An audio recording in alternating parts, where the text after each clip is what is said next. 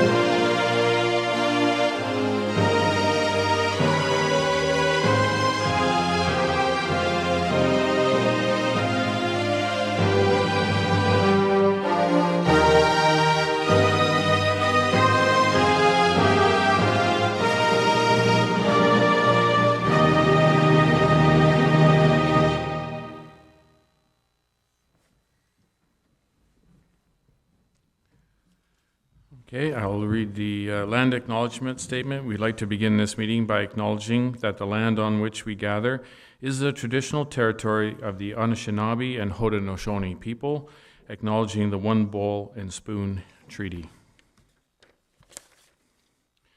Are there any disclosures of pecuniary interest? General nature thereof. Okay, seeing none, I move on to the mayor's announcements. Please note that the meeting proceedings are being broadcast live, recorded, and made available through the Township website and youtube.com.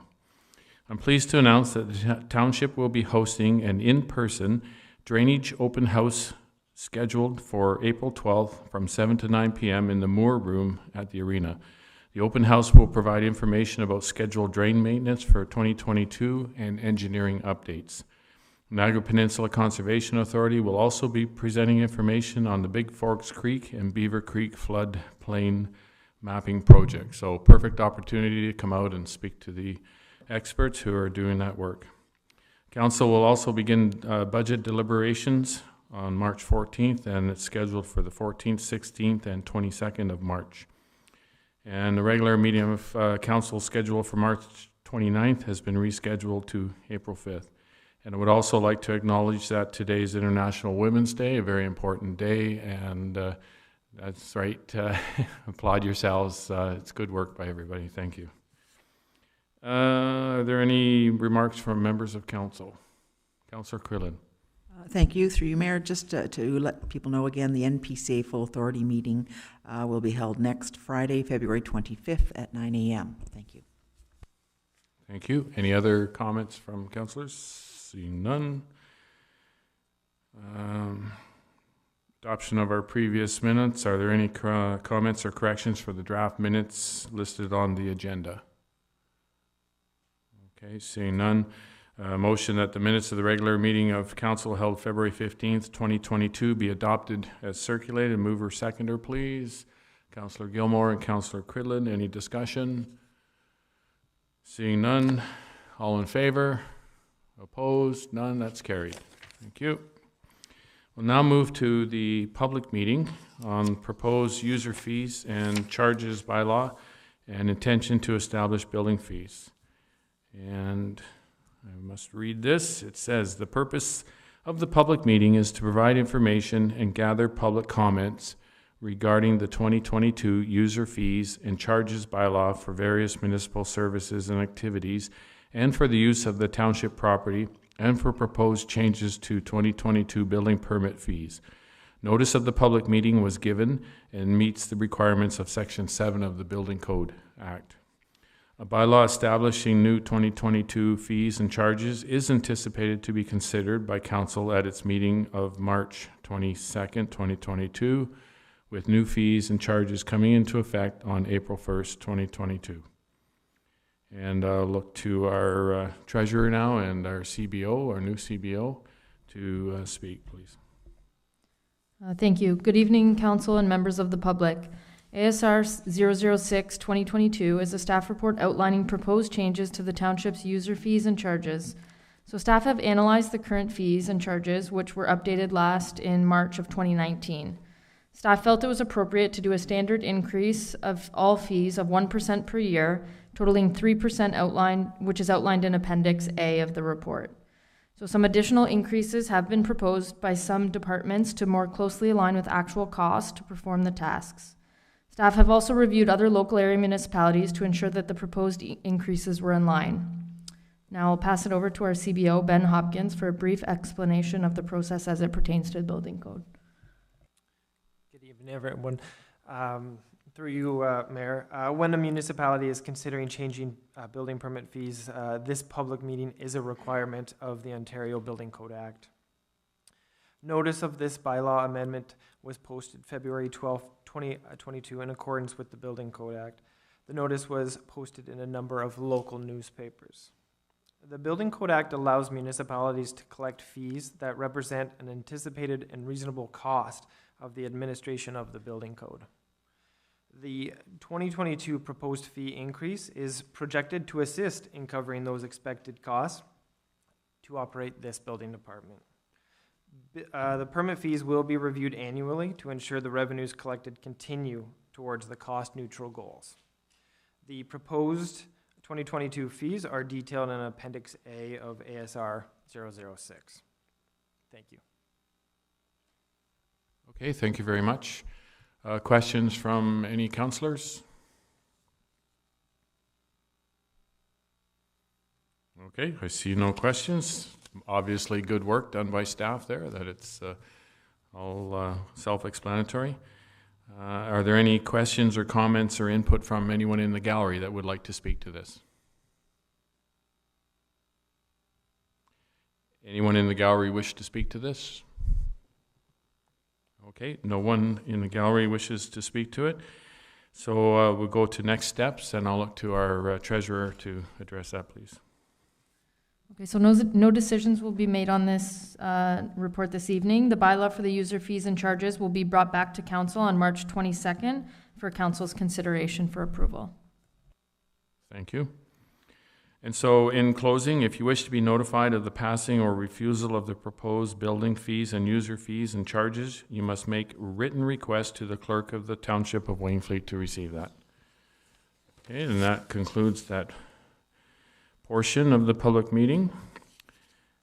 And I will now announce the motion for that report ASR 006-2022 regarding proposed user fees and charges be received as information, and that council approve the recommended user fees and charges contained within Appendix A of the report, and that staff be directed to prepare the necessary bylaw to the March 22nd, 2022 council meeting for consideration, and that council direct staff to amend Schedule A of the building bylaw number 2720-12 to reflect the updated building fees and charges. A mover and a seconder for that, please. Councillor McClellan and Councillor Gilmore. Is there any further discussion? Councillor Cridland. Thank you. Through you, Mayor. I just want to clarify now that that's covered one section of the report, and there still maybe like to discuss other components of the fees that are available. So we've covered the building code, but there's other fees here that we could be discussing. So what can we just? Yes, okay, yep, it's all inclusive in this bylaw. So thank you. So just a couple. There's two in planning that I wouldn't mind discussing. We talk about, Well, first of all, I want to acknowledge the amount of work that's obvious in this report because it's so detailed and there's so many different things that have been recommended, which are really cleaning things up. So thank you for that. But when we get to the planning one, there's a new lot creation line, which is a great change. And when we mentioned in the beginning of the report, we have done some comparisons to other townships. I think because Wainfleet's unique, we shouldn't always be the lowest and we shouldn't always be the highest, but we're certainly, we should be looking to make sure that we've covered all the complexities of lot creation in Wainfleet that would be different if we compared ourselves, let's say, to Fort Erie. So, excuse me, Councillor Cridlin, just a point of order here. Can you refer to the page that you're referring to so the public at home knows where we are, exactly what you're talking about, which area? Thank you. Thank you. Just give me a moment then, please.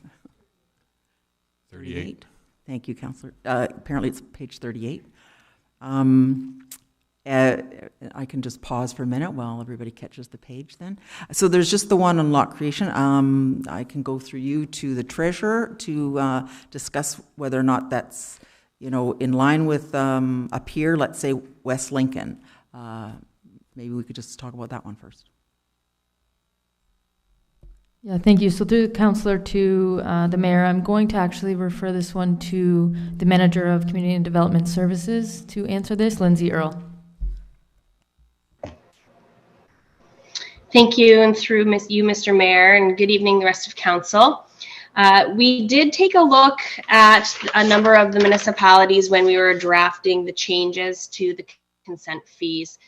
Over time, with the Committee of Adjustment applications, we've seen that the consents for new lot creations generally take a lot longer for staff time to review due to the fact that there's multiple study requirements generally for new lots being submitted. So things like hydrogeological studies, environmental impact studies, archaeological studies as well. So reviewing these studies take a lot more time than some of the smaller consent files, such as lot boundary adjustments, as well as some small easements. So we pulled that out, we separated them, and we bumped that fee up a little bit just to recover some of the staff time spent processing those applications. And sorry, to answer Councillor Cridlin's question, she was asking about other fees for the other municipalities in the comparison. Some of the local municipalities near us, so West Lincoln, for example, charges $2,365 per new lot for consent applications. The City of Port Colborne's $1,732. And just to give you an idea, Niagara Falls charges $3,400. So our fee of $1,728 is being proposed for the new fee. Thank you, Lindsay. So again, as long as we've got the complexities covered, I mean, I can see that going up if we do another review, maybe in a year, but at least we're getting in line with that one. So thank you. I have about two more, but if others have other questions. Oh, please carry on. Thank you. Again, probably a planning one. When we do the subdivision, so through you, Mayor, sorry, to the treasurer, we've split that one up again. Page number, let's see, 30. Sorry about that. It's like, hasn't everybody memorized these yet, right? I'm not going to be able to find it. 48. Thank you, Councillor. And again, this is one where it was by subdivision, and we had an amount that had a limit of X number of lots. So it actually looks like we're dropping our rate. And again, I just want to make sure that we're covering the complexities. So perhaps again, Lindsay can just talk about that we're in line with other municipalities, if that's okay. Thanks. Just for correction, I believe that's page 40, not 48.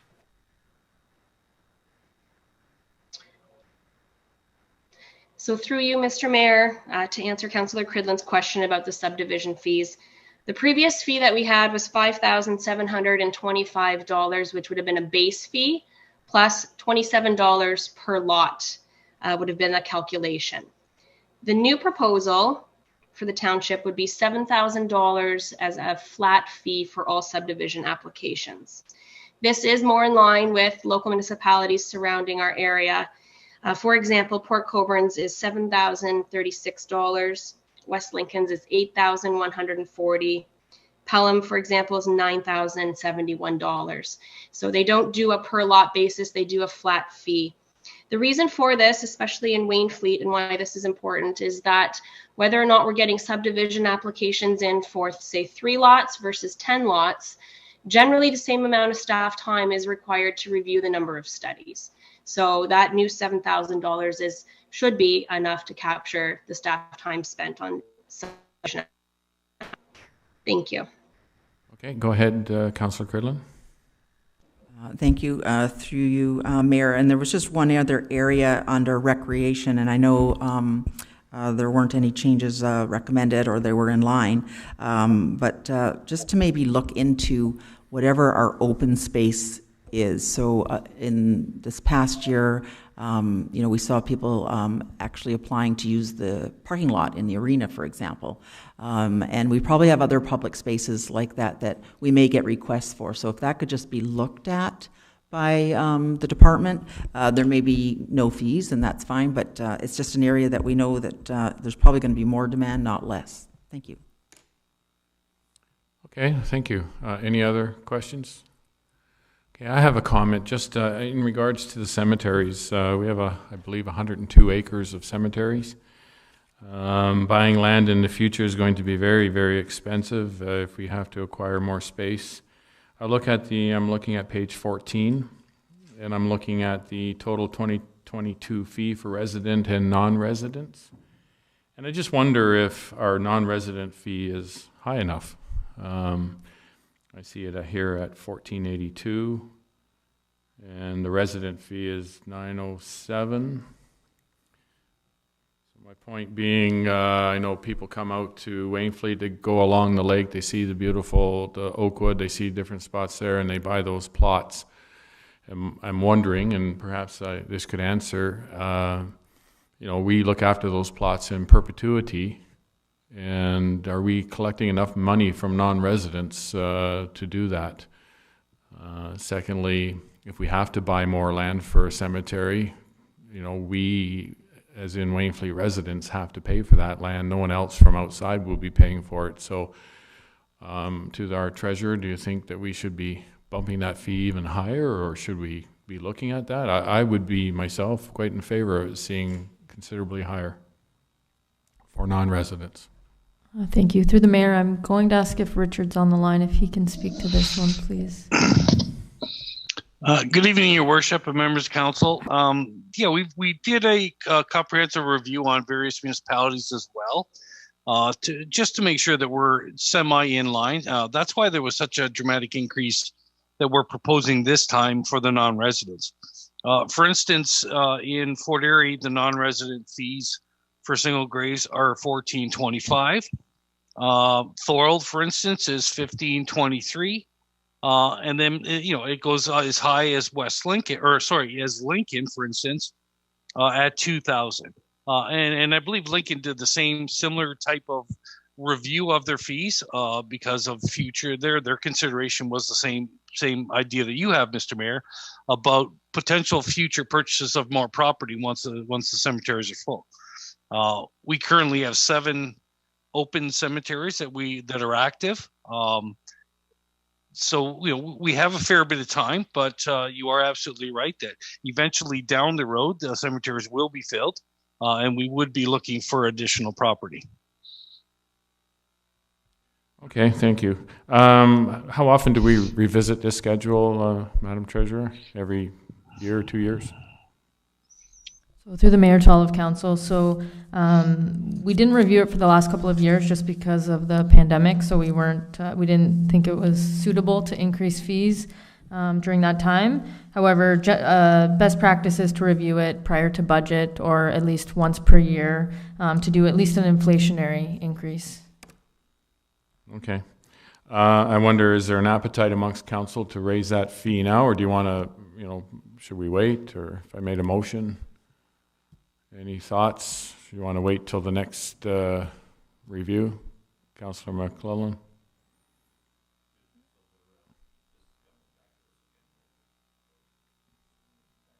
Your microphone, please. Thank you. Through you, Mr. Mayor, this is coming back to us, so maybe staff can look at it and get all the municipalities in the region and see what theirs are, and maybe we can average it out and come up. Well, they've already done a review and compared with, was it Lincoln at 2,000? Yeah. I personally, my own opinion is we should be on the high end of the scale here so that we don't, fill up our cemeteries as quick, and then the burden is on Wainfleet taxpayers to have to buy more land, be it 20 or 30 years down the road. So if that can be looked at for next, Will? Through you, Mr. Mayor, again, for the March 22nd meeting, the intention is to come back with a final bylaw, which will, again, you will have done all the discussions this evening, and the bylaw will simply be reviewed and confirmed at the next meeting. So if there are discussions or directions, I think ideally if we could get that out of the way this evening, in light of the fact that we really haven't had any other public input or comments or concerns.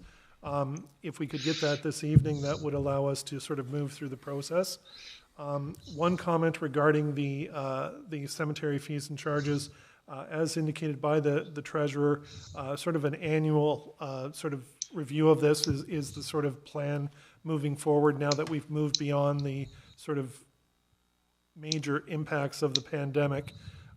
So I think the fees that are being proposed to be increased this year represent, if I'm looking at the numbers on page 30 correctly, a 21% increase in those non-resident fees.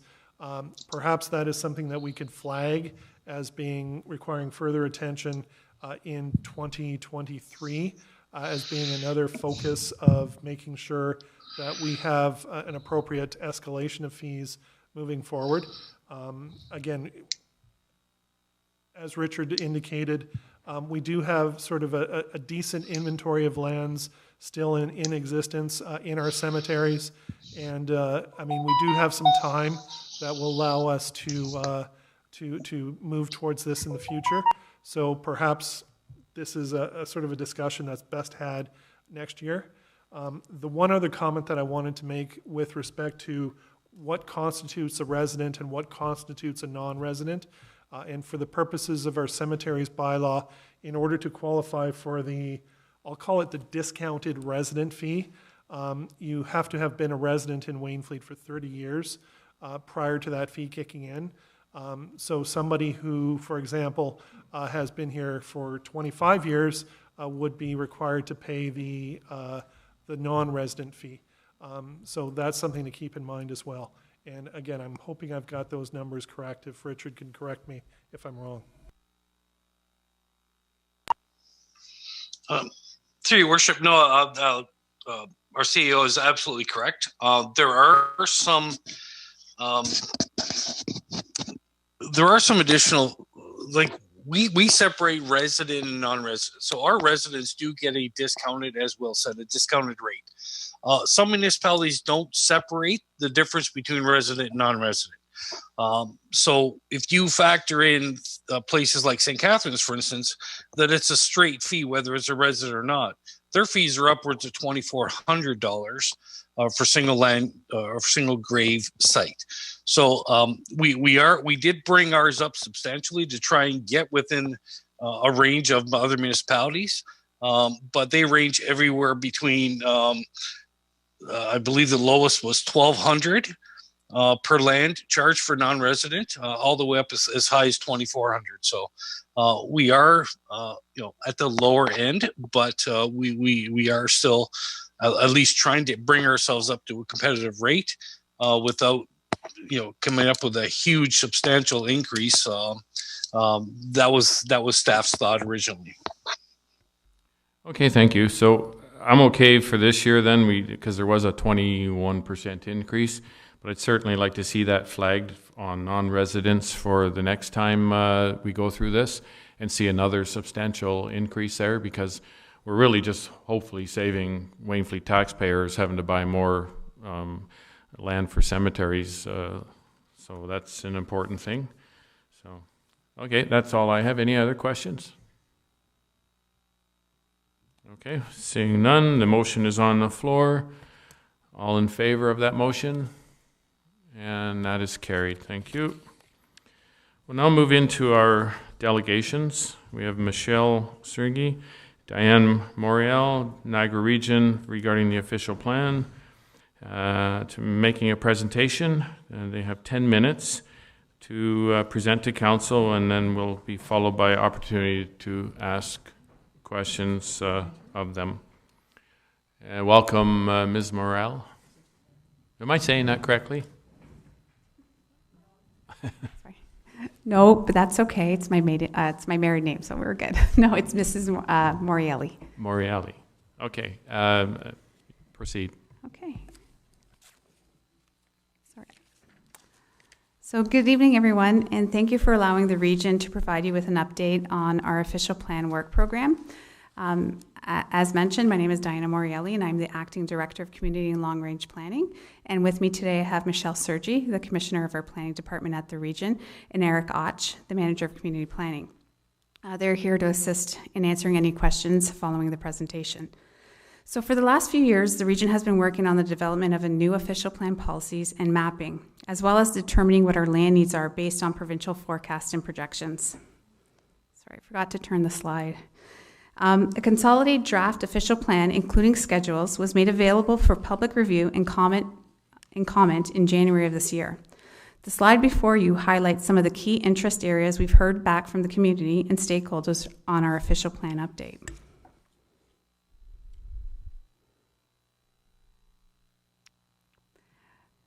The slide that's blank here in front of you should be showing you our official plan chapters. We have 5 core chapters in the official plan and the key topic areas within these chapters. So we have growing the region, the connected region, competitive region, the vibrant region, and the sustainable region. In particular, within the competitive region, we have agricultural policies, employment policies, mineral aggregate resources, petroleum and mineral resources, and economic prosperity. I wanted to highlight that we have used an integrated land use planning approach as part of our work for the Niagara official plan. As we plan for growth, we have provided a consistent set of growth numbers for our transportation master plan, our water and wastewater master servicing plan, and our regional development charges bylaw. It is important to integrate these projects to ensure people can travel to and from work efficiently and that servicing can accommodate growth and growth pays for growth. The Niagara official plan established policies to identify what we will protect, how and where we grow, and the systems and tools to achieve them. The Niagara official plan has an integrated land use planning response to addressing climate change, which is new to our official plan. Also, a key component of the draft official plan policies is the agricultural system. Chapter 4 of the draft plan contains policies to ensure long-term sustainability of the agricultural system. So in 2017, the growth plan introduced policies protecting the agricultural system. Also following that, in 2018, the province then released agricultural land-based mapping and required that municipalities, upper-tier municipalities or one-tier municipalities, conform to that mapping. So refinements to the region's agricultural mapping was updated in accordance with the province's implementation procedures. The refinements in our regional official plan mapping also reflect consultation with local planning staff as well as local OP designations and zoning bylaws. So part of our review, we looked at how we are going to manage growth that the province forecasted for Niagara in a manner that makes efficient use of existing infrastructure and built-up areas. The province has forecasted the region to grow by over 200,000 people and 85,000 jobs between 2021 and 2051. So most recently, staff have presented draft versions of the land needs assessment in December 2021. The land needs assessment identified 150 hectares of rural area as part of our expansion areas. As part of our growth forecast, Wainfleet is forecasted to grow to a total of 7,730 people and 1,830 jobs over the next 30 years. The recent census information that was released a couple of weeks ago has Wainfleet at 6,887 people. So growth over the next 30 years for Wainfleet is approximately 850 people. So a process and criteria were prepared to review the boundaries of rural settlement areas in consultation with local staff. Boundary recommendations are based on a comprehensive assessment of criteria, including rural character, support for agriculture, hydrogeology, environment, agricultural impact, land use context. One of the challenges related to the protection of agricultural areas and the natural environment, sorry, that's my alarm. My son needs his meds right now. One of the challenges related to the protection of agricultural areas and the natural environment is that Niagara's existing settlement areas are surrounded by mostly prime agricultural lands and natural environmental features. Through the evaluation, we worked to limit the impact of on these resources and the overall agricultural system. Based on the overall evaluation, the most appropriate locations for expansions have been identified. So this slide before you is an example of the work that we did. So in particular, as part of our agricultural impact assessment, MDS calculations were conducted to ensure we were not introducing land use conflicts for existing agricultural livestock operations. The slide before you illustrates the Wainfleet Village hamlet and shows an example of the MDS work completed as part of the review for the proposed rural expansions areas, the rural settlement area expansions. We worked with planning staff in developing these MDS calculations. So our land needs assessment work involved consultation with local staff. Also, letters were circulated to anyone affected by the boundary expansions.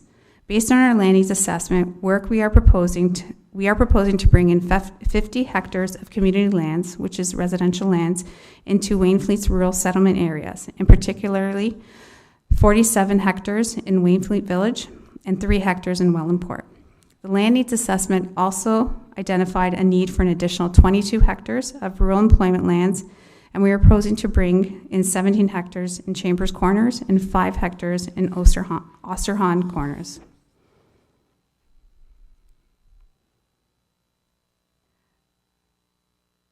The previous slide that did not appear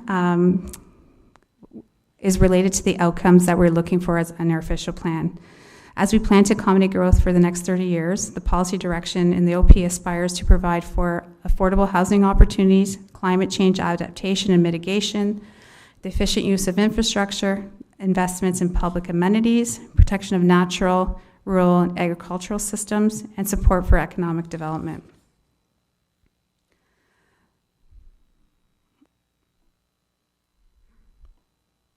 So the slide before you outlines the work we have done to date and where we are in the process. Tomorrow we will be bringing an updated settlement area boundary report to the region's Planning and Economic Development Committee, where we are looking for endorsement from the committee. Then we will, based on the comments that we have received from our January draft OP, we will be updating that draft and then bringing it to a statutory public open house and public meeting in April. And based on the comments received during that statutory public meeting, we will be assessing and making any refinements, and then bringing it back for adoption to Regional Council in June. And hopefully we do receive adoption on our Niagara Regional Official Plan, because a lot of work has gone into it and a lot of consultation. And then we're hoping that based on adoption, we will be able to submit that new Niagara official plan to the province for their approval. And I guess at this time, I was really rushing through that presentation so we can get to the conversation piece, because I know you have a lot of questions for myself, Michelle, and Eric. So I would like to open up the floor to any questions you may have. Thank you very much, Dan. So just by preface, after our last meeting when we discussed, we had such a good conversation there in regards to that property on Bell Road. I spoke with Michelle from the planning department the next day or the day after, and we talked about it. Because of that conversation, I wanted to make sure that everybody was involved, so I invited them here this evening to so that we can ask the questions and get the information that we want. So that's how that happened. I know that we'll discuss with them with great decorum, as we always do, and get to the answers that we need. And it really came down to just the property on Bell Road, because we initially asked for the property at Chambers Corners, Ostrahan Corners, and Wellandport. We actually wanted those in the first place. So I think the most biggest issue is the property here at Bell Road. So with that, and I know we'll have good conversation, I open it up to councillors to ask questions. Councillor Van Vliet. Through you, Mr. Mayor, thank you for the presentation. My first question is, it's probably a two-parter. How does the region assess prime agricultural land? Like, does somebody physically drive out and look at it and say, or take a soil sample? Because I know that most of us sitting around here can look at this and go, this is not prime agricultural land. So I'm just wondering how you come to that conclusion. So through the chair, the way prime agricultural land is generally determined is using. Sorry, can you just take your, I can't hear sure. you. I'm so sorry. I'm so sorry. That's okay. So through the chair, generally the way prime agricultural land has traditionally been identified is through the Canadian Land Classification System that identifies class 1, 2, and 3 soils. In our situation, in the growth plan areas, the province has actually identified what they consider to be prime agricultural land and mapped it on our behalf. Okay, so that's new as of 2017, 2018. Okay, so nobody comes out and drives around and sees what crops are growing or what's not growing? So to a certain extent, when the province redid the mapping, they did at a very, very high level a land evaluation area review. And so at a sort of 30,000, 50,000 feet, they did take a look at some of what they consider to be land evaluation components, as well as the area review. So the area review component looks at things like land fragmentation, what's being grown, investment in the agricultural systems. So are there tile drains, are there greenhouses, what's going on in the land? So the province did do some of that consideration when they did that mapping, but again, it was at a very, very high level. Okay, because I would argue that a portion of the prime agricultural is not. It's not. It's rock. And like I said before, a cactus wouldn't grow in a lot of this stuff because my family are farmers, so I know that nothing's going to grow here. The other thing is, of the 3,300 hectares that the region needs prime agricultural, how many of that are coming out of Wainfleet? Excuse me, out of Wainfleet. So we can report that back to you. I don't know that we have that number available. And so just to clarify, you're asking the amount of agricultural land that would be removed from the prime agricultural area or the amount added in? No, because you have to come up with a total of 3,300 hectares, right? So I was wondering, of the 3,300 hectares, how many of it is coming out of Wainfleet? So how much is being added? So we'll report back on that number. Okay, thanks, because it seems like a lot of them are coming from us. That shouldn't be. Because I think if I look at this map close enough, the bog is the bog. That's a fair characterization. Is the Wainfleet bog prime agricultural? Because according to this mapping, it is, and that would just be crazy. Through the mayor to the councillor, the Wainfleet bog is good general agriculture in the region's current official plan. So going forward, that good general agriculture definition is being revised to prime agricultural area. Okay, so just for clarity, and I'm sorry if I'm taking too much time. So we're classifying the bog as agricultural? That's correct, yes. So we can grow peat moss? Like that's, I'm confused. No, I guess what would be sort of some further explanation, and perhaps we can provide this to the council, is that the definition for a prime agricultural area really looks at the collective impact of a piece of land to the agricultural system. So it's not about whether or not a crop or something can be grown on it. It's about the impact and the contribution of that land. It includes the bog, it includes natural heritage and natural environment features. and how they collectively contribute to agriculture. Okay, I'll wrap my brain around that and let somebody else have a go. Thanks. Okay, and just to remind everybody, please put your comments through the mayor. We'll keep it or no problem. Councillor McClellan. Yeah, through you, Mr. Mayor. So let me get this clear. We have a bog that's owned by the Conservation Authority that nobody can farm on, but it's prime agricultural land. If you go along Bessie Road and you look at the old clay pits and quarries there, on your map, they're shown as prime agricultural land. How do you grow anything in an abandoned quarry that was never rehabilitated? There's mud flats that are in there that you can walk through, and there's still only mud in there. Like, I don't get what you're saying here, right? It just doesn't make sense. I get it, you did it at a 30,000-foot level, but you're giving false information to all of the people in the region, let alone the province, because you can't grow anything on it. You can't, it's owned by the Conservation Authority. There's not a farmer, there's farmers in this room right now. They can't go in there and farm anything. It's protected, there's rattlesnakes in there. We can't go in there and eradicate them to go farm. So that whole piece shouldn't be in there. That's just wrong, right? And I'm sure there's other spots along through the region that are the same thing. So call it something else, do something, but it's wrong, the title that it has right now. Okay, thank you. One of the things here, I think, and I would like some clarity on this just before we go to others. Definition of agricultural land is set by whom? Which department? Is it the province of Ontario, or is it the region? Who defines what agricultural land is? Yeah, through the mayor, and actually that's a very good question, and it follows up on the previous councillor's question. Those are provincial definitions. Those are set out in the provincial policy statement, and they are reflected in the growth plan, the Greenbelt plan, and the Niagara Escarpment plan. So that terminology, those definitions, come from the province. And I suspect the majority of the comments with respect to whether or not the designation is appropriate, really you're looking at how the province has decided to define a prime agricultural area. Okay, thank you. Councillor Cridland, please proceed. Thank you, through you, Mr. Mayor. Again, thank you very, very much for coming and presenting to us tonight.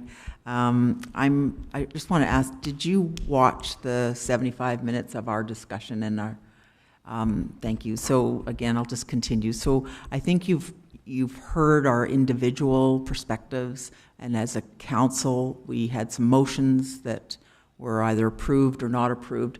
So my only question, because I would just be repeating what I said, the content here is there's a few new things. So, the 50 acres of the total 785 at a community area, represents 6.4% of the whole ask of the region. We only have a 1% population. And the other new piece then, of course, for the employment lands, we're donating 22, which is 10% of the total take of the Niagara Region Plan. And again, my bias is very clear on this. So maybe you can say what you're going to be able to do for us based on what you saw as a collective as council, because we each had very strong opinions on the discussion points. So thank you. So thank you for the question. And everything that we are proposing to committee tomorrow, as well as our discussion here, it's a live discussion. And we work very close with the planning staff within the Township of Wainfleet. Recognizing some of the concerns that were raised in February in regards to some of the expansion areas that were introduced for Wainfleet, there's a few different ways. From the direction that we took from February is that, as a council, you endorsed it, and so we are moving forward with those directions. But there were a few issues that were raised about the overall quantum, and could you handle it all at the same time, and perhaps that we can look at working with Mrs. Earle's group about looking at policies regarding phasing, because what's important to know, and I forgot to say it in my presentation, is after our plan is adopted and approved by the province, then the Township of Wainfleet has to go through an exercise to do a conformity exercise on their official plan. And those are, that would also help in dealing with these expansion areas, in particular as to how you see them coming online and the timing. You have to remember, this is a 30-year horizon. Where are we going to? It's not all going to happen overnight. There are studies that are required and for that to come through. So it's something that, you know, as you proceed through your conformity exercise, if you wanted to delve into the details more closely, we can talk about phasing strategies and work with your staff on that. Okay, thank you. I'll go to Councillor Gilmore. Do you have any questions? Thank you, Mayor. Well, since you viewed the tape of the last meeting, I'll spare you most of my rhetoric. But I guess for me, it's a lot about process. I don't understand why you don't come ahead of time and ask people really what they do want. Instead, you send out letters to people, to landowners, and you didn't even ask them if they wanted it or not. If you want a warehouse on your property or you want to put houses on your farm, I can't get my head around the lack of communication, like why it didn't come through us. Like, you know, we were told that it was done concurrently. Well, I didn't find out about this until about 2 days before the last meeting, when I read a letter that was sent to a landowner. I just can't deal with that. I mean, I can't deal with a lot of things that are in here, and you know, the fact that the province did the land planning from a jet, I have a problem with that. And I think you need to spend some time ground truthing a few things before you just come in and say, well, we're going to do this. I don't understand what the hurry was to redesignate this land on Bell Road. I mean, I'm assuming you open the official plan every, is it 5 or 10 years?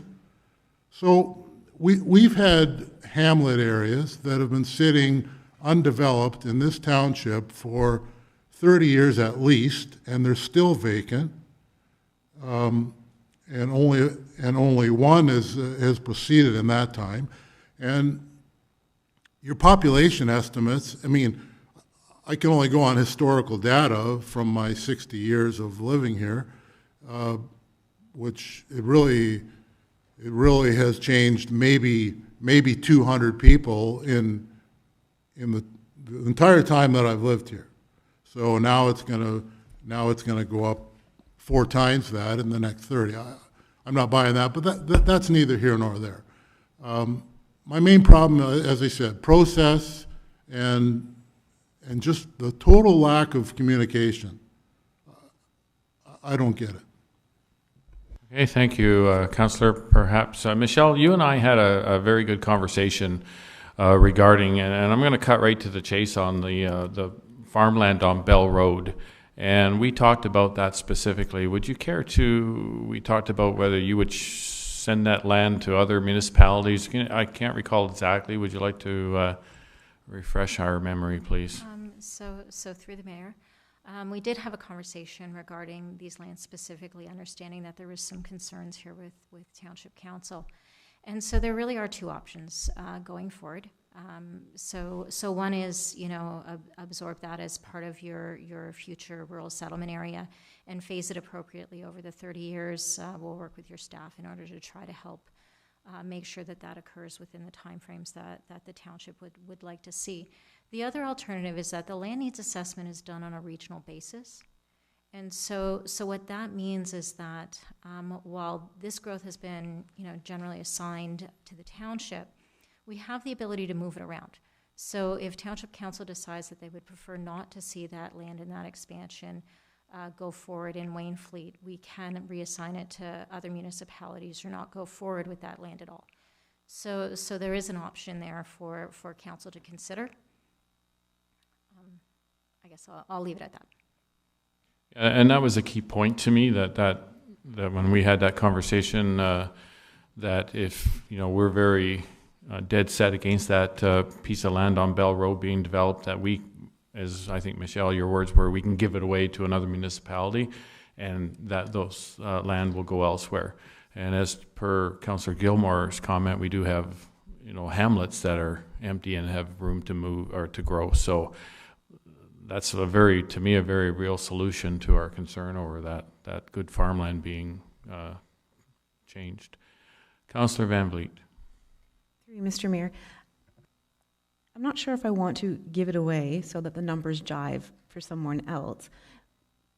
Why can't we just pick another area that we know for a fact in the northeast end where nothing grows, where there's tons of room for expansion? Why can't we just move Bell Road to there that we know you can't grow anything? So through the mayor, if I understand the area correctly that you are recommending that we move it to, the growth plan and the provincial policy statement set out rules where we cannot create new rural settlement areas, and effectively that's what we'd be doing in that area. So really all we can do is add to existing rural settlement areas. We cannot create new ones based on the provincial plans, and that's a conformity requirement.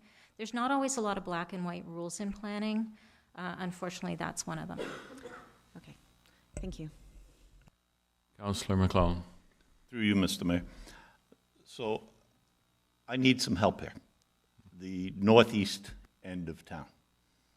It has the most houses. It has more than any other hamlet, even with this new land going in, than the hamlets have. The town says it's not a hamlet. The region says it can't be a hamlet. The province says it can't be a hamlet. But it was created by the federal government. So which level of government is going to pick up the ball and bat and fix it? Like, it is a hamlet. It walks like a hamlet. It talks like a hamlet. It waddles. It is a hamlet. We need to know what you're going to do to fix that, because it is the worst farmland in this town. So through the mayor, we have limited options with respect to changing the growth plan at this point in time, and that's what would be required in order to establish a new hamlet. And so that's at the discretion of the province. They do review their plans every 10 years, and so that is certainly something that we can bring forward to them in advance of the review and preparation for that. But unfortunately, we have limited options available to us up until that point. Okay, I'll go to the CAO just a sec. And again, for members of council and any members of the public that might be watching, at your last meeting, you did pass a motion asking the province specifically to revisit that element of the, restrictive policies that prohibit the establishment of new settlement areas. That motion is actually contained in the minutes of the meeting that you just adopted a few minutes ago, and that is on its way out to all the appropriate agencies, including the region of Niagara, moving forward. So we've actually already addressed that, but I'll go ahead, Councillor McClellan, a little bit more. And So just to further this, sir, the federal government created roughly 30 years ago. We've had 5 reviews and now a new official plan. No level of government has looked at it. Who's dropping the ball here? What's happening? Why is this not happening? It's there. The federal government created it. They split up their land and created this. When are we going to get recognized as a hamlet? That needs to happen. so that is outside of what we're doing here this evening. It's an official plan. No, I know, but that's not something we can address or solve or we'd start that conversation off with the Minister of Municipal Affairs. I'm more interested in our property on Bell Road. We have the experts here today that are on the planning team. We can discuss here, I think, that 70-acre-ish piece of land. And do we look at asking them to allot that to another municipality? And then we still have our own areas to fill in. Do we let it go bearing in mind, we're not changing the designation from agricultural land. That land could still be farmed for 100 years in its current state. So it's not like we're suddenly going to be growing houses there next year. So, Councillor Gilmore.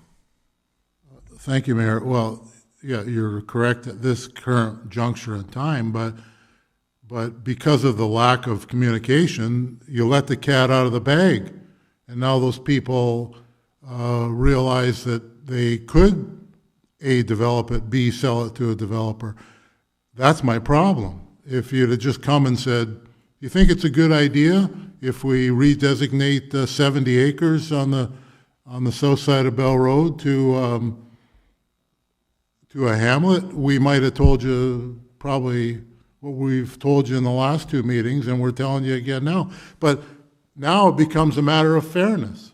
So now you're going to make us the heavy if we don't let it go. All you had to do was come and say, you think this is a good idea? And we could have probably said, well, we don't really think it's a wise idea. I don't know where the region thinks that in 30, 40, 50 years that the food to feed all these people is going to come from if you keep paving it over. Like, has anybody thought of that? You talk in here about sustaining agriculture, and yet it's okay. I mean, and God forbid what is happening south of or down below the escarpment happens up here, because I don't know where our food's going to come from. Saskatchewan, I suppose, but it won't be coming from here because you paved that over down there.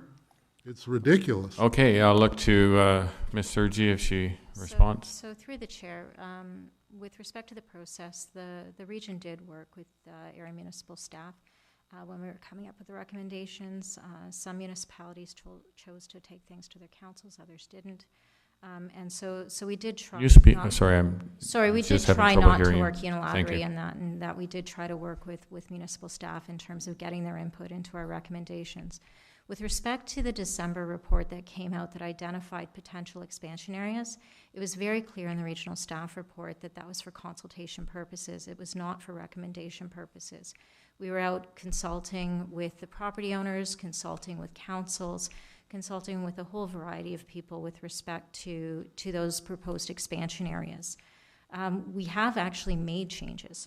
So our report that's coming forward tomorrow to regional council actually identifies changes, particularly in Fort Erie, where we've actually removed lands that we had originally put in that December report and taken them out and replaced them with others. That, based on new information we received through that consultation process, seem more appropriate with respect to potential expansion and meeting the objectives of the growth plan and meeting the criteria that we use to evaluate those properties.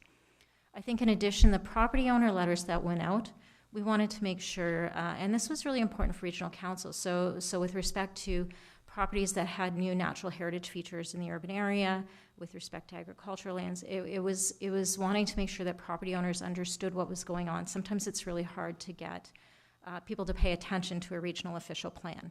They don't necessarily understand the impacts that it can have on them and their properties.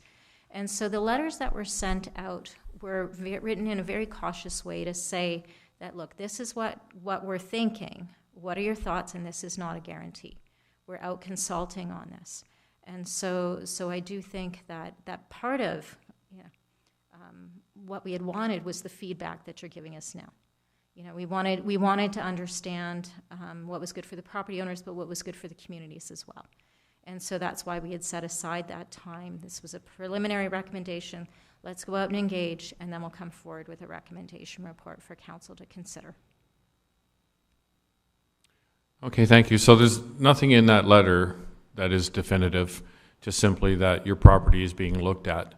Conjecture by the homeowner that, oh, I've suddenly won the lottery is really mistaken in many ways, because it doesn't say anything in your letter in regards to this will happen and your land value is going to shoot up because now you're going to put houses on it. So, correct? To you, Mr. Mayor, yes, that's correct. Okay. Councillor McClellan. Through you, Mr. Mayor, quite frankly, if they're giving us 80 acres and It may be great farmland, but if we're not going to get to swap it out, I say we take it because we need to grow. I mean, if you don't grow, you die, folks. I mean, we're farmers in this community. If you don't feed your crops, they die. If you don't feed your animals, they die. We have to grow it. This town's gonna, we know what our taxes are now and what we have to do. That's not right to say no. But that's my opinion anyway. Okay, thank you. So how much time Councillor Van Vliet, sorry. Mr. Mayor, I have one more question, because I received, somebody I know received a letter that their property had a special effects something on it. Let me just check. I can't remember what it was. But it's been like a natural something, like environment that has never been there before, because they've lived there for like 35 years, and all of a sudden they have this on their extra lot. So is that something that will happen, or is it something you're looking at because they didn't know what was going on either? So again, it was important to Regional Council that as we were making changes, or as we were considering changes to bring forward as part of the new Niagara official plan, that property owners were informed of potential changes. So particularly within the rural settlement areas and the urban areas, Regional Council recently gave direction to staff to look at what we refer to as the 3C option for natural environment. So it looks, it's probably the most protective of all the options that was presented to Council with respect to protecting natural environment, and as a result, new features were identified on some of these properties. And so we sent out 1,700 letters to property owners that had these new features, as well as held webinars for them so that they could understand what was being identified on their property as part of this new system, and what the process was in terms of any potential future development, or looking at what would need to be done to clearly identify the feature and or what development potential their properties had. Okay, I know Councillor Cridlin is up after Councillor Van Vliet. Thank you for answering that. The only problem is a lot of our residents are now kind of in a catch-22 because they have proactively either severed off a lot or lots for their children for in the future, or for them to build their retirement home, but then they get this new feature on it that they potentially may not be able to do that. And then we've got, on the other hand, we have farmers getting letters that, hey, your land might become developed. So we're kind of like stuck in a catch-22. It's like grow but don't grow, build but don't build. So it's kind of like we're the lost child that we don't know what to do out here. So. Okay, thank you. Councillor Cridlin. Sorry, I should have got to you soon. Thank you, through you, Mayor. I think we're starting to go through the same concerns that we've all raised, and you can see the conflict we are in over this. So I don't believe we can do a motion or anything. We've defeated what we've defeated. We've passed what we've passed. So again, I want to thank you. It's clear, and I know it's a really big piece of work. None of us are going to be happy, and that's probably where it always will land when it comes to official planning. But again, thank you for coming to Wainfleet. Okay, and so this evening was just, as I said, I invited them, the planning staff out to help us, air out some of the concerns that we had. And so this tonight is just simply to receive this report from them. There's still opportunity for us to discuss and to look at that piece of land on Bell Road and make decisions as we go forward. So, because as the presenter said, the time frame is later on in the summer, July or whatever. So we still have time, and we can decide what we can do from there. So one more question, please, Councillor McClellan, and then we're going to move on. Through you, Mr. Mayor. So I just have one question. As Councillor Van Vliet said, there's new designations going on people's land. I assume they were done at that 30,000-foot level as well?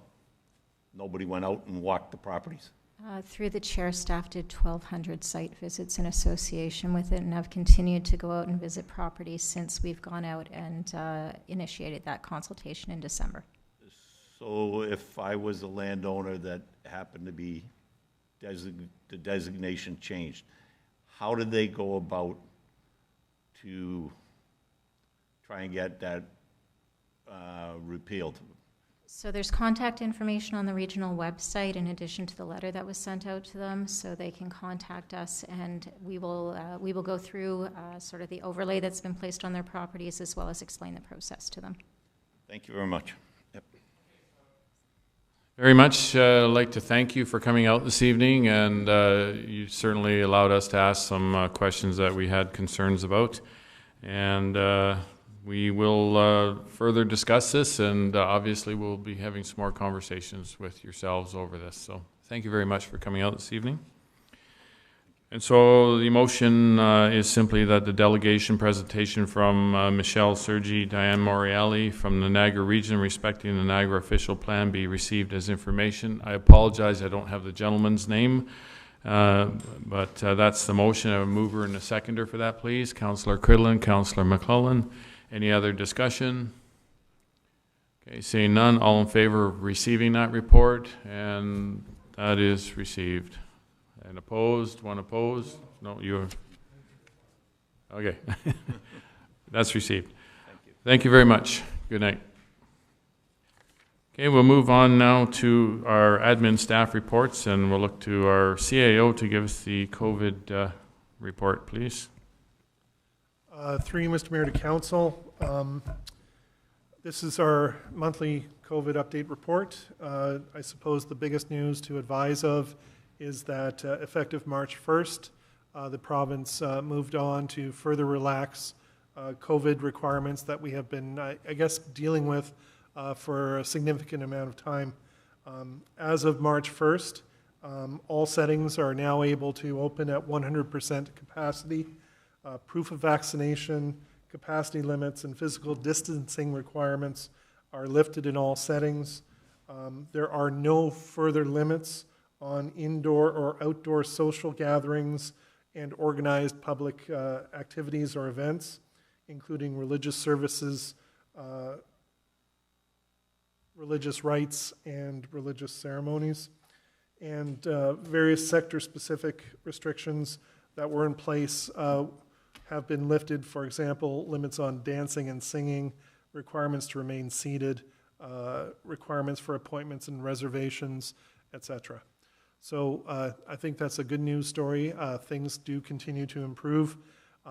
To that end, the township has been modifying and reviewing its operational parameters, and I'm pleased to announce that the arena has sort of resumed normal operations in that regard.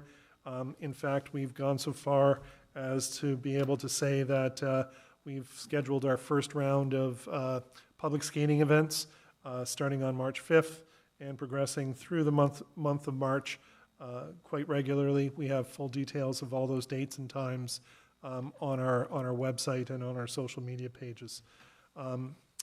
Moving on from there, notwithstanding the sort of easing of restrictions, the vaccination programs do continue in full force and effect, and there are detailed clinics detailed in the staff report throughout the region. And to that effect, the region has also reserved our Wainfleet Volunteer Firefighters Community Hall as a location for future clinics, and we will certainly continue to make those dates known once they become available. That concludes my report at this time with the highlights. Thank you. I have a mover and a seconder, please, to put the COVID-19 impact report on the floor. Councillor McClellan and Councillor Van Vliet. Is there any discussion? Okay, seeing none. All in favor of receiving that report? And that is carried. Thank you. Move on to the use of corporate resources policy for election purposes. And I think we're going to have our clerk speak to that, please. Thank you. Through you, Mr. Mayor. The Municipal Elections Act requires a municipality to establish rules and procedures with respect to the use of municipal resources during the election campaign period. Attached to the report, you will find a use of corporate resources policy which ensures that all registered candidates, members of council, and staff adhere to the provisions of the Elections Act with respect to the use of municipal resources during an election campaign period. A review of this policy is provided to candidates, council, and staff to achieve compliance. Okay, thank you. And that is, well, when you go through it, it's all very self-explanatory.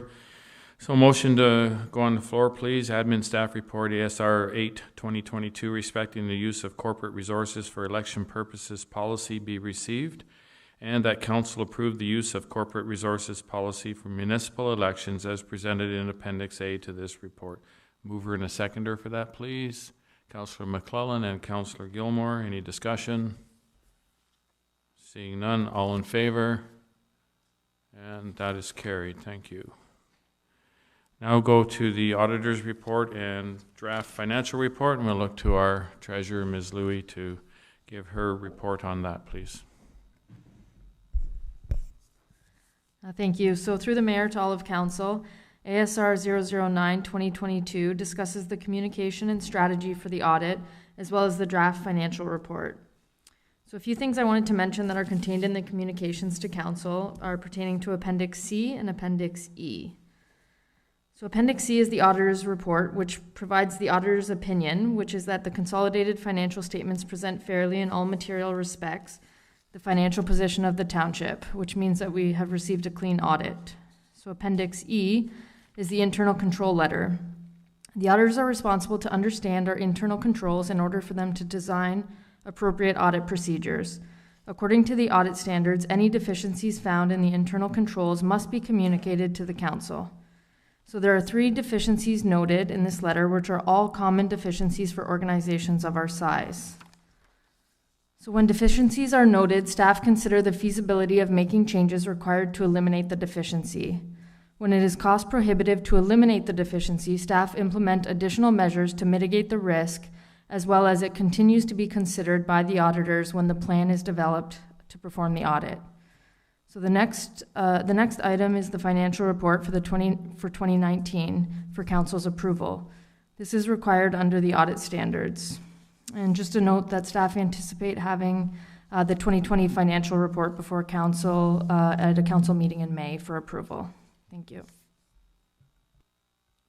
Okay, thank you. Motion being that admin staff report 009/2022 respecting the 2019 auditor's report and draft financial report be received, and that the auditor's report, council communication of audit strategy and results be received for information, and that council approve the 2019 draft financial report. Look for mover seconder to put that on the floor, please. Councillor McClellan and Councillor Cridlin, and discussion, please. Councillor Gilmore. Thanks, Mayor. Just a couple of timing questions. Wainfleet and one other municipality are the only 2 municipalities in the province out of 441 that haven't filed their 2019 financial information report with the province. I'm just wondering how we have the distinction of making that list. I'll look to the treasurer for that, please. So through the mayor to all of council, so the FIR is completed following the audit, and since there was a delay in the audit for a number of reasons, COVID only being one of them, so the FIR will be completed and posted to the website by the end of March. And just to follow up on that, the 2020 FIR will be completed following the 2020 audit, which will be before council at a council meeting in May, and following that, it will be completed and posted to the website as well. So is there more than just COVID? Like, I just want to know why we're in a group of 2 out of 441. That's all. So through the mayor to Councillor Gilmore.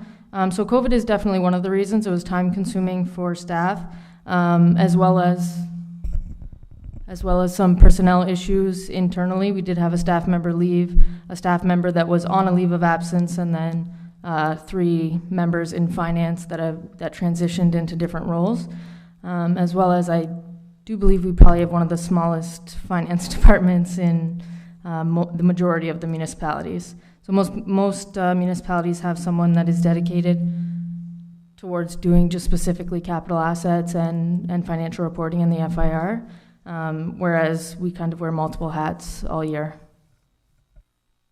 Go ahead, Councilor. And just one final question. Are we going to consider the figures at a later date, or should we ask questions about that now? Through you, Mr. Mayor, now is the time to. Okay. I mean, it appears at first blush that we accumulated a substantial surplus in 2019. Unless I'm, like, a lot of this is out of my lane, but I am pretty good with numbers, and it looks like we saved a ton of money. And 2019, everything was, quote, normal. So I'm just wondering where, I'm looking actually quite forward to 2020 and 2021 to see where that, and maybe this is lack of spending in that year, but being a normal year, like the problem, I guess my main problem which has to do with my previous line of questioning, is that it's ancient history now to me. But perhaps maybe just the accumulated surplus, I get almost $2 million on page 140 of 248 in my agenda. Did you look for an answer there, or just a question? Well, yeah. I mean, I believe the number. I believe the number. I just don't know how that got created exactly. And if it was lack of spending in that year, that's equally egregious. Can we speak to that, Madam Treasurer, please? Yeah, so through the mayor to all of council, so part of the surplus is capital projects that were approved but didn't actually occur in the current year, so they would have been carry forward items, so that money is just kind of deferred. It would have been spent in 2022, which I know, as you said, this is kind of ancient history at this point. So it's kind of hard to see without seeing the next year kind of consecutively with it. So within the, like I said, hopefully within the next 2 months, that will be before you, and you can kind of see that some of this has just rolled forward and is spent in future years. Just for my own reference here, that's an anomaly, I'm guessing, this having to take so long, this one, simply because of COVID and we had our staffing issues. In previous years, we were much more current, and we expect to be much more current in the future, I'm guessing, or can we speak to that? Yeah, so through the mayor to all of council, so typically the audit is performed the year after year end. Considering the audit firm that we use does a lot of municipal clients, it's all like every single week of their year is booked up. So generally we get slotted in kind of around June. So typically our audit's performed sometime in June, and then statements could be approved in June or July, depending. It's been as early as May in some years. It depends on their scheduling and when they fit us, how they fit everybody into the schedule. But yes, so once 2020 is done, our 2021 is scheduled for the end of June. So we'll be caught back up on track at that point. Okay, thank you. And our CAO had a point to make. Through you, Mr. Mayor, actually less of a point, more of a question to the treasurer regarding that accumulated surplus. Tangible capital assets do play or form a significant portion of that surplus. Am I correct in that? So that includes basically everything we own, such as roads, road allowances, real estate, buildings, vehicles, all that sort of stuff? Or am I missing that?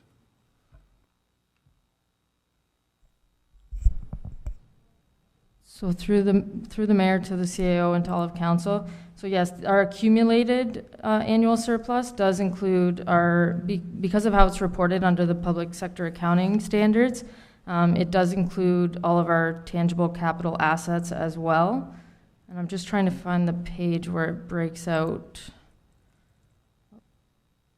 how much of that pertains to the assets. When you say tangible assets, is that buildings too?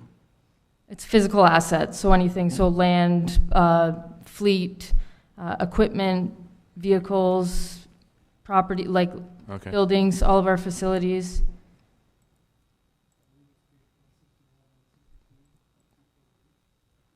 242, 142. Is it not it?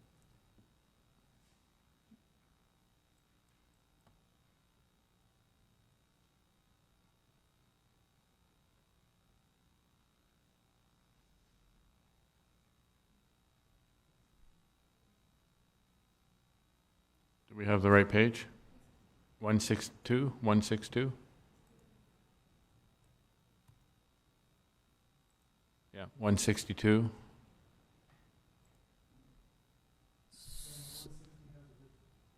Sorry, on page 160 of 248 does sort of have a written explanation of what those tangible capital assets might be. So that explains away that $2 million where that comes from. It's my understanding it's assets, right? Or I may have sufficiently just mixed everything up. I apologize. Sorry, no, my pages aren't lining up for some reason on my PDF. I was looking at a physical copy of the statements.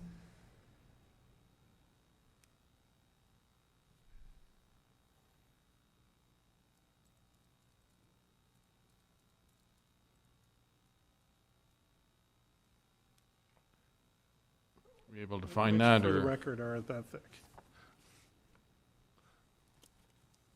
Yeah, I'll continue to look. If there's any other questions, then maybe we can move on and I'll come back with that. Okay, yeah. So what would, any other questions on this budget or on this report? And then we can, once the treasurer finds that information, we can come back and revisit it. Anything else? Any other discussions before we vote? It's on the floor.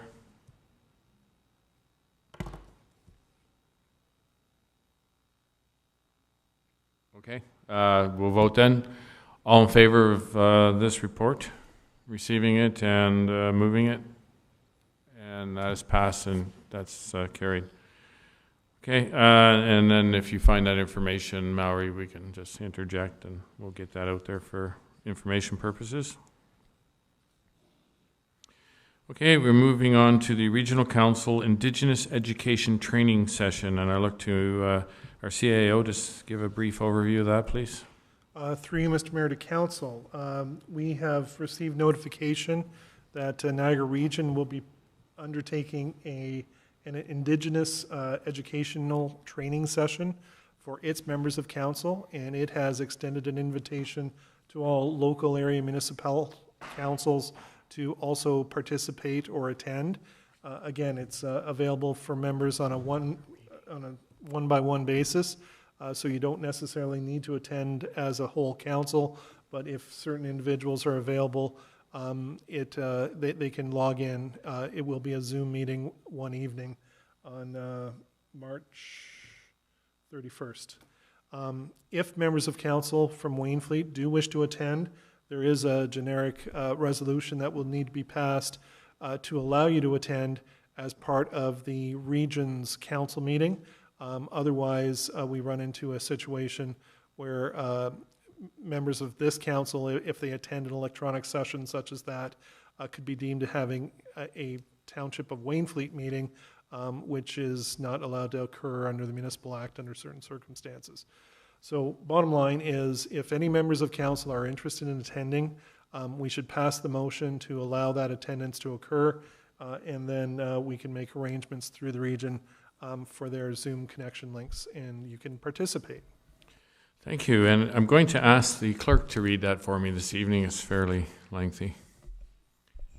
Thank you. So the motion being that the council members of the Township of Wainfleet be permitted to attend and participate electronically in the special regional council meeting being held on March 31st, 2022 at 6 p.m. to receive Indigenous education and training in closed session in accordance with subsection 239 3.1 of the Municipal Act 2001. that the Council of the Township of Wainfleet confirm that this session is for training and education purposes only, and no direction will be issued to staff, and no decisions or motions will be made that advance the business or decision-making of the Council of the Township of Wainfleet. That the Council of the Township of Wainfleet waive the rules of procedure to adopt Niagara Region Procedural Bylaw 120-2010 as amended for the purposes of duration of the special regional council meeting being held on March 31st, 2022. That the Council of the Township of Wainfleet authorize the delegation of the duties of the clerk to the regional clerk for the purpose and duration of the special regional council meeting in accordance with subsection 2284 of the Municipal Act 2001. That Regional Chair Jim Bradley be appointed as the presiding officer of the purpose of the duration of the special regional council meeting, and that the clerk be directed to provide a copy of this resolution to the regional clerk so that it may be included as part of the minutes of the special regional council meeting. Thank you, Madam Clerk. And I mover and seconder for that, please. Councillor Cridlin, Councillor McClellan, any discussion? Seeing none, all in favor? And that is carried unanimously. Okay, we're going to move into our building staff report, and I think this is our new CBO, Ben Hopkins, his first meeting here, so welcome, and we'll look forward to your report. Thank you. Oh, just a second. A technical issue.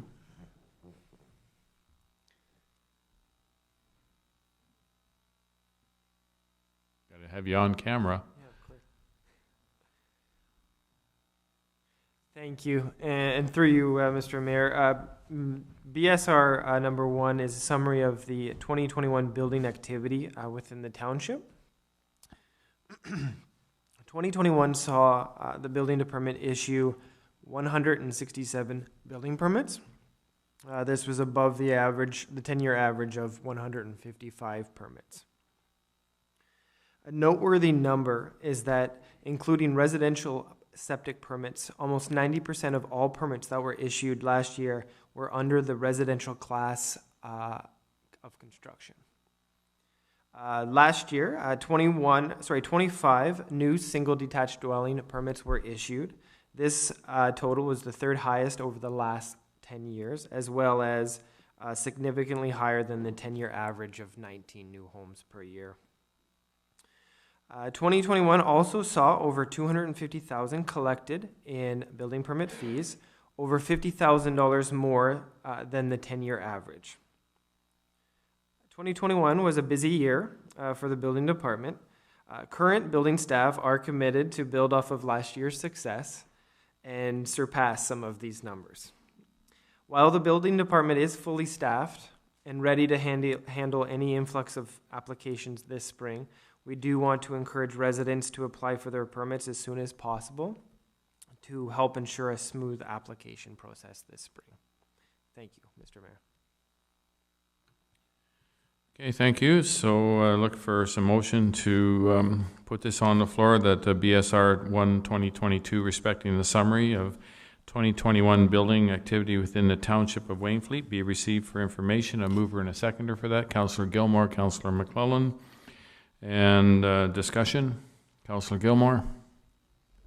Thank you, Mayor, and welcome, Ben. Going forward, the new house permits, could you asterisk that report to let us know how many of those are rebuilds versus new houses on virgin land? Just because the number is deceiving. I can tell you that for sure. There haven't been that many new ones. A lot of them are rebuilds, and I'd like to know what that number is, and that should be fairly straightforward. Absolutely, and through you, Councillor, and through you, Mayor, that is an easy number for me to obtain. A lot of these numbers, as you know, were somebody else's numbers, and I do fully intend to have that level of detail for future reports as well. But I can obtain that information, so it's slightly more accurate. Councillor Cridlin. Thank you and welcome. it might be building on what Councillor Gilmore just said, or just remind me, the development charges. It used to be we were half, but now we're full.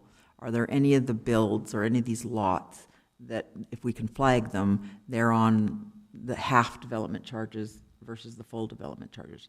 We may be through that right now, so I could be off with that with our last update with development charges. So there won't be any trailing through these next bills. Am I correct? Correct, through you, Mr. Mayor. And again, I'll let the treasurer or the director or the manager of community development services correct me if I'm wrong, but during the last review of the development charges, which happened earlier, late last year, the township eliminated the credit that was being given to lots of record. So those new development charges for residential purposes, they are all the same now moving forward. So that, I think, point negates sort of your inquiry. It just, moving forward, every residential pays the same development charge. Okay, thank you. I would just like to comment, Ben, that I don't know if this is your report style or not, but I found this report nice and clean, simple to read. It was pragmatic. There was no fluff. I quite enjoyed going through it. It was very straightforward, and I enjoyed that. Thank you. Thank you. Through you, Mayor, it wasn't mine. I was able to piggyback on some work that was previously done. I just wanted one moment to just circle back. Granted that the 25 new homes might be not a true representation, but for staff, it is the same amount of work and the same amount of work that is justified regardless of the type. Councillor Gilmore? Thank you, through you, Mayor. No, I totally understand that. I just like to know how many are rebuilds somewhere and how many are new ones. No, I wasn't suggesting that they're any easier, but it's just information. Okay, if there's no, Councillor McClellan. Yeah, through you, Mr. Mayor, and Ben, welcome to Wainfleet, and piggybacking on what Councillor Gilmore asked for. We just went through a presentation that says we're going to have 850 new people over the next 30 years. That works out to 7.1 new houses a year. Our average is 19. That it would be really nice to know, as you say, Councillor Gilmore, how many of those are rebuilds. We'll kind of see if we're on track or if we're above and beyond what they're telling us we're doing. So, thank you. Good point. Thank you. Okay, if there's no other questions, the motion is on the floor to receive this report. All in favor? And that is carried. Thank you very much, Ben, and welcome again. Sounds good. We move into our fire staff report, the 2021 annual report, and we'll look to our fire chief to speak to that, please. Good evening, Mr. Mayor, members of council. The report that I bring before you this evening is our 2021 annual report, similar to the reports that I started in 2019. As you'll see, we go through, there's a brief message that I begin with. We highlight the core values and mission of the department. We highlight our organizational structure and then any achievements and our current personnel roster. We then go through retirements and resignations, promotions, appointments, and so from there we move on to our first two lines of defense, which is prevention and education, and the activities of the department throughout the year in those areas. From there we move to emergency response, and that information is broken down by various data sets. Then we move into fire personnel training, both regular training, recruit training, and our annual stuff. From there, we move into our facilities, apparatus, and equipment, some of the changes, investments that council's made into the department. We also highlight the association activities that have gone on through the year, and then kind of do a brief summary of what our plans are moving forward into 2022. So certainly if council has any questions, I'd be happy to take them.